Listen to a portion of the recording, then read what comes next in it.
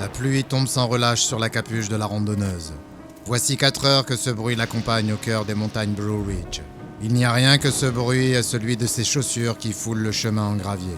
Le fait qu'il fasse presque nuit noire ne facilite pas les choses. Viens à Blue Ridge, tu vas te plaire ici. On pourra sortir ensemble. Mais bien sûr, son amie l'a plantée à la dernière minute, en gardant avec elle la moitié de leur équipement. Si bien que la randonneuse a dû s'acheter une nouvelle tente et un nouveau sac de couchage le matin même. À présent, alors qu'elle emprunte un nouveau sentier sous une pluie battante, elle se demande si cela valait vraiment la peine de faire le voyage jusqu'en Virginie. Elle est tellement concentrée sur la pluie et l'obscurité qu'elle ne voit que tardivement l'homme qui se dirige vers elle. Il ne marche pas en suivant le chemin, pas du tout. Il marche droit sur la crête, située à sa droite. Il porte des vêtements imperméables qui s'accrochent et se déchirent contre les buissons alors qu'il tente de s'y frayer un chemin. Il se rapproche d'elle à une vitesse incroyable, si rapidement qu'elle doit s'écarter de son chemin pour éviter qu'il ne lui rentre dedans. Son talon heurte un caillou, si bien qu'elle perd l'équilibre et atterrit sur son coccyx. Une douleur intense parcourt l'ensemble de son corps. Alors qu'elle a le souffle coupé, l'homme poursuit sa route. Il traverse le chemin et grimpe à grands pas sur le talus à gauche, puis disparaît dans les bois sans même se retourner. Elle n'a pas le temps de reprendre son souffle pour l'interpeller. Il est déjà loin. Elle peine à reprendre complètement son souffle. Elle se sent un peu secouée. Quand elle se lève pour poursuivre son chemin sur le sentier, elle éprouve toujours des difficultés à respirer normalement. Elle marche pendant environ 1 kilomètre, mais son anxiété ne faiblit pas. Ça suffit. Elle ne va pas camper toute seule ce soir. Il y a une auberge juste au sommet de la crête où elle peut aller. Ce sera peut-être peu fréquenté du fait de la météo, mais au moins elle aura de la compagnie. En tant que femme, elle se refuse à camper seule, sachant qu'un homme étrange se promène dans les bois. Le nombre fait la force. Et du monde, il y en a. En s'approchant de l'auberge, elle aperçoit une série de tentes autour. Il y a un petit auvent sous lequel les campeurs ont allumé un feu. Ils sont trempés. Alors ils se regroupent autour des flammes comme des papillons de nuit gorgés d'eau. Leurs imperméables aux couleurs vives sont posés sur leurs épaules, et seule la lueur orange du feu les éclaire. Le garçon le plus proche, vêtu d'un manteau bleu, la salue et lui explique que l'auberge est déjà pleine. Tout au long de la journée, des randonneurs se sont rués sur l'établissement pour échapper à la pluie. Certains d'entre eux sont trop épuisés et trempés pour dire quoi que ce soit. Ils se sont entassés à l'intérieur comme des sardines. Il y a clairement un risque d'incendie. L'odeur à l'intérieur, explique-t-il, est insupportable. C'est une chance pour elle d'être en retard et de devoir dormir à la belle étoile. Une fille du groupe se lève et indique à la randonneuse un emplacement idéal, un peu plus haut que les flaques d'eau qui menacent de changer le sol en marécage. La randonneuse la remercie et entreprend de monter sa nouvelle tente. C'est terriblement difficile. Elle n'en a jamais monté une comme ça auparavant. Celui qui l'a conçue n'a manifestement jamais campé sous la pluie. Il faut d'abord monter l'intérieur avant de mettre l'extérieur par-dessus. Par conséquent, tout est déjà trempé. C'est génial. Elle jette son sac à l'intérieur et se dépêche de retourner vers le feu, impatiente de se mettre un peu à l'abri de la pluie. Il y a beaucoup de monde autour du feu. La majorité d'entre eux sont assis en silence. Seule une poignée de campeurs discutent. Beaucoup ne disent pas un mot et restent assis à regarder les flammes. La randonneuse fait de même pendant un long moment. Capuche baissée, elle savoure la sensation de chaleur sur ses doigts fripés et le fait d'avoir un peu de compagnie. Après environ 1 heure, le type en manteau bleu demande si quelqu'un veut écouter une histoire de fantôme. Immédiatement, 4 personnes lui crient d'arrêter avec ce cliché. Ce sont des adultes capables d'avoir une conversation normale autour d'un feu de camp la nuit, sans avoir besoin de se rabaisser à un tel niveau. Mais c'est plus fort qu'eux. Une femme commence. Elle raconte qu'un garçon de son école a disparu dans ces montagnes quelques années auparavant. Le soir de son bal de promo, il a fait une sortie de route et a fini dans un ravin. Personne n'a jamais retrouvé son corps. Puis, comme par magie, il est réapparu chez sa petite amie le soir du bal de l'année suivante, vêtu des mêmes vêtements que ceux qu'il portait le jour de sa disparition. Mais quand ses parents sont venus la réveiller le lendemain matin, il avait mystérieusement disparu. Personne ne trouve cela particulièrement effrayant. C'est au tour d'une autre personne de raconter une histoire. Une histoire qui est assez similaire en fait. Un de ses cousins avait un ami qui connaissait quelqu'un qui possédait un kayak qui l'avait fait chavirer dans des rapides. 10 ans plus tard, il est apparu dans un camping au beau milieu de la nuit. Et ainsi de suite. Aucune de ces histoires de revenants n'est intéressante. La randonneuse cesse d'écouter. Elle fixe les flammes et laisse son esprit divaguer. Elle ne peut s'empêcher de penser à l'homme qu'elle a croisé plus tôt. La randonneuse est soudainement prise d'un frisson. Un des campeurs autour du feu lui demande si elle va bien. Elle lui répond que c'est juste à cause de la pluie. Ce type-là, il y avait quelque chose qui n'allait pas du tout chez lui. Il portait des vêtements imperméables déchirés et marchait en ligne droite, en ignorant totalement la jeune femme. En fait, il ne l'a pas seulement ignorée, il est presque passé à travers elle. Doit-elle en parler? Peut-être qu'il est toujours quelque part dans la nature. Peut-être que c'est un malade. Elle devrait en parler. La randonneuse se redresse et regarde autour d'elle. Alors qu'elle est sur le point d'ouvrir la bouche pour parler, elle se fige. Il est là, l'homme, assis à côté. Comment a-t-elle pu ne pas le remarquer ? La pluie dégouline sur sa capuche et coule sur ses manches. Il ne la regarde pas. Il ne regarde rien en particulier. Il regarde juste droit devant lui, en direction de quelque chose qui se trouve au-delà du feu. « Hey, tout va bien ?» demande le type en manteau bleu, remarquant le malaise de la randonneuse. Elle se reprend et lui répond que tout va bien, mais cela suffit à clore les conversations en cours. Il règne un certain malaise autour du feu de camp. Personne ne sait vraiment quoi dire. On entend seulement le crépitement du feu de camp et sa respiration. Elle entend sa respiration s'accélérer à nouveau, et ses poumons se détraquer à mesure que sa panique grandit. Est-ce qu'il la suit ? C'en est trop. La randonneuse s'excuse et se lève. Elle marche en direction de sa tente, mais à chaque pas, sa respiration devient de plus en plus difficile. Inspirer, expirer, c'est aussi simple que cela. Une inspiration, une expiration. Inspirer par le nez, expirer par la bouche. Est-il derrière elle ? Est-il ? Elle se retourne. Non. Il est toujours assis à côté des autres, toujours en train de regarder fixement le feu, tout comme la dame à côté de lui et le jeune garçon à côté d'elle. En fait, la moitié des personnes assises autour du feu semblent ne pas bouger du tout. En fait, aucune de ces personnes regardant le feu n'a dit un mot de toute la soirée. Pas un rire, pas un sourire, rien. En y réfléchissant, ils doivent être 11 à être assis autour du feu, mais il n'y a que 5 tentes plantées ici. Soudain, une silhouette émerge de l'obscurité, si soudainement qu'elle sursaute. Il ne doit pas être à plus de quelques mètres d'elle, mais du fait de l'obscurité, elle n'aurait jamais pu deviner qu'il était là. Ce nouvel inconnu passe juste à côté d'elle, se dirige vers le feu et prend sa place. Il ne se présente pas. Il ne demande pas si cette place est libre. Il se contente de s'y asseoir. Aussi silencieusement qu'elle le peut, la randonneuse retourne vers le groupe, en prenant soin de rester en retrait, juste hors de la lueur du feu. Elle observe le nouveau venu, qui prend exactement la même pose que les autres assis autour du feu, le regard vide, les yeux fixés droit devant. Le garçon en manteau bleu souhaite la bienvenue au nouveau venu. Aucune réaction. Il passe son bras autour de lui, toujours rien. Il lui demande s'il va bien. La journée a été longue, hein ?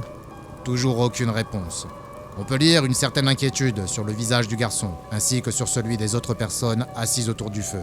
Ou plutôt, sur le visage de la moitié des personnes assises autour du feu. L'autre moitié continue à fixer les flammes. Ces visages. Il y a quelque chose d'étrange sur leur visage. Leur peau. Elle n'est pas seulement trempée par la pluie. Elle semble légèrement gonflée et blafarde. Comme si une fine couche de plastique enveloppait de manière un peu trop serrée un morceau de viande qu'on aurait oublié. Tout à coup, l'homme en manteau bleu se lève brusquement. « Je vais me coucher », dit-il d'une voix légèrement enrouée. « Salut !» Puis il se met à courir, s'éloigne du feu et se retrouve sous la pluie.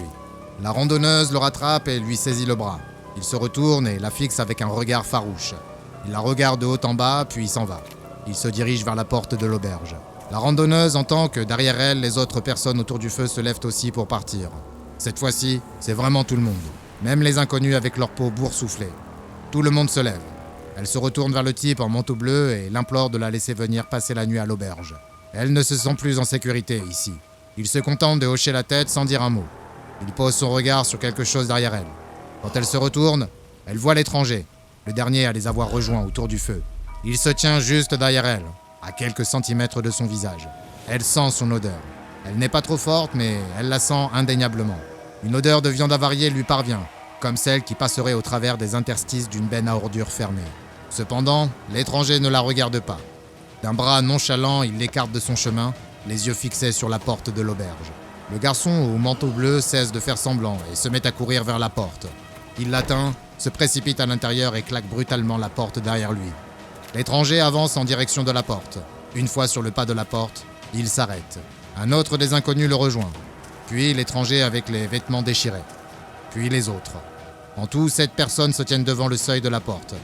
Ils ne frappent pas à la porte. Ils ne se manifestent pas. Ils se contentent de ne rien faire. Ils attendent patiemment, comme si, d'un moment à l'autre, quelqu'un allait arriver pour les faire entrer. La randonneuse reste immobile. Elle retient son souffle. Peut-être ont-ils oublié qu'elle était là. Elle jette un coup d'œil autour d'elle, en direction du feu. Les autres semblent ne pas savoir quoi faire. Ils semblent tous sur le point de s'enfuir. Sauf qu'il n'y a rien à fuir. Les inconnus ne font rien. Ils ne les regardent même pas. Ils attendent juste là, devant la porte de l'auberge. La randonneuse, qui retient toujours son souffle, se rapproche du groupe. 3 filles, dont elle, et 2 garçons. Sans rien dire, ils s'échangent des regards remplis de crainte. Peut-être qu'ils réagissent de manière excessive. Peut-être que ces étrangers ne parlent tout simplement pas anglais.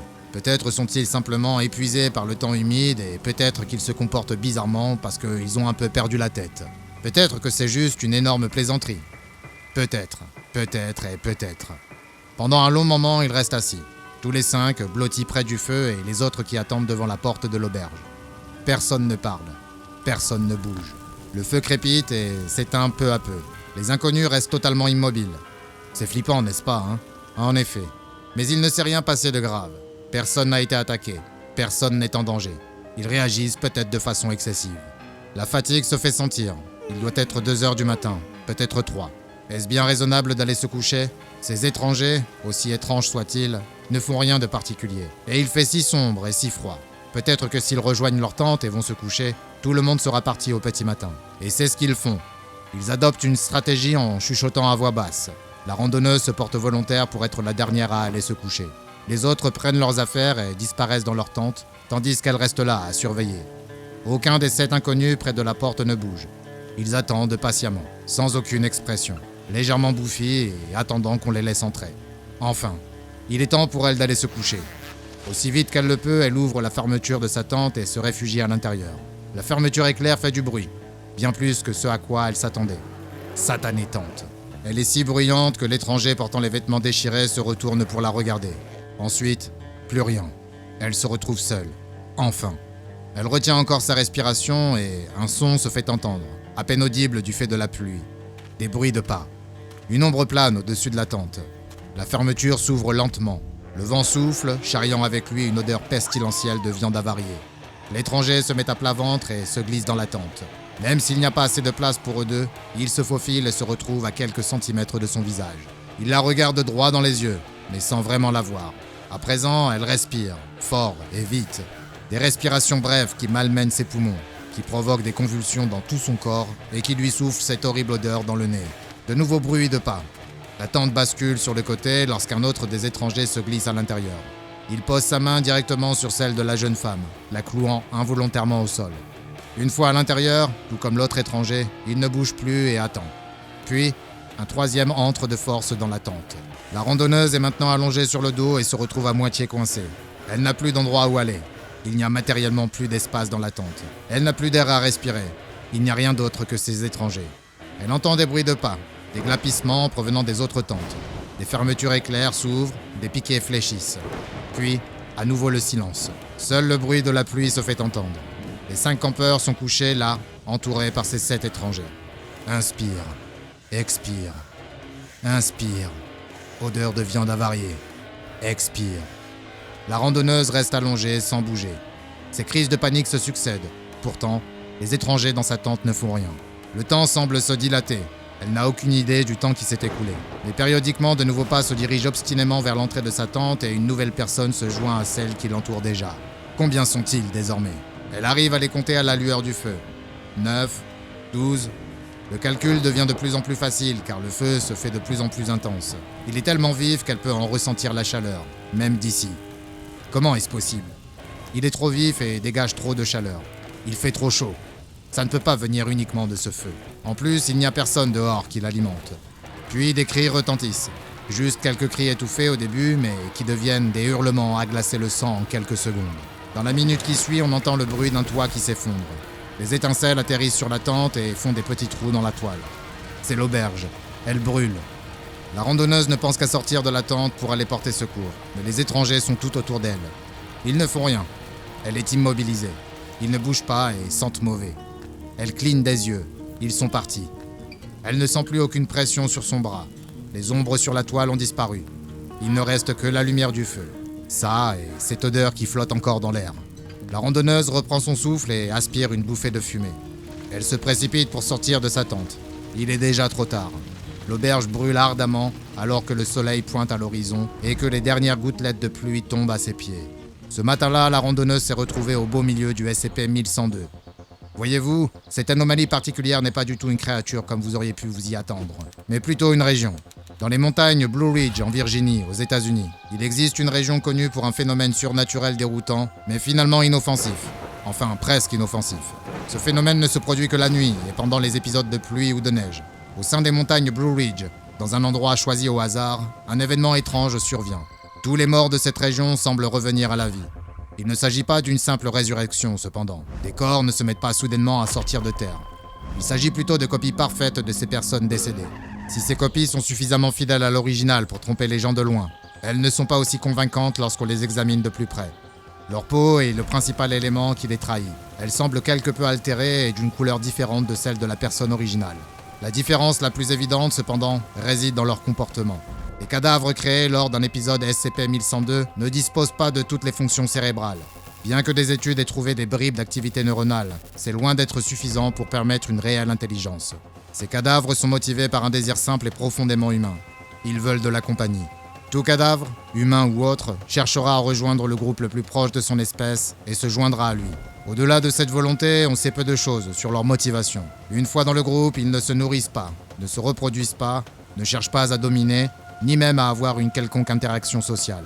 Ils se contentent de rejoindre le lieu de civilisation le plus proche, juste pour le plaisir d'être là, jusqu'à ce que tout à coup, ils disparaissent. Au lever du soleil, après un événement SCP-1102, chaque cadavre disparaît simplement avec le cadavre original dont il est issu. Aucune trace n'est laissée derrière, à moins bien sûr que vous ne vous retrouviez piégé avec cette odeur dans votre nouvelle tente. Cela nous amène à ce qui a été le plus regrettable dans l'incident de l'auberge dans les montagnes Blue Ridge, dont notre randonneuse a été témoin. Le départ de l'incendie n'avait rien à voir avec le SCP-1102.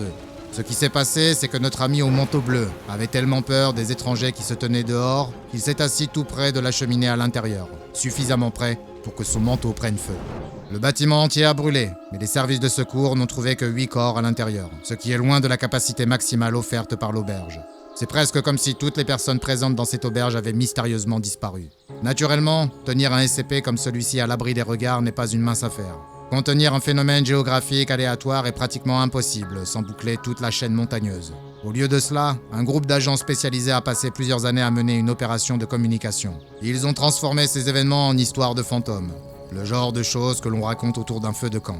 Alors la prochaine fois que vous vous retrouverez en face de quelqu'un qui fera griller une guimauve et vous parlera d'un ami qu'il a eu autrefois, cela pourrait valoir la peine d'y prêter attention. Vous découvrirez peut-être qui pourrait se joindre à vous. À présent, allez consulter une autre rubrique des dossiers du Dr Bob, comme le SCP-3998, la sorcière en osier vie, pour découvrir d'autres vestiges effrayants du passé revenant pour vous hanter. Et n'oubliez pas de vous abonner et d'activer les notifications afin de ne pas manquer une seule anomalie, car nous poussons toujours plus loin nos investigations dans les archives classifiées de la Fondation SCP.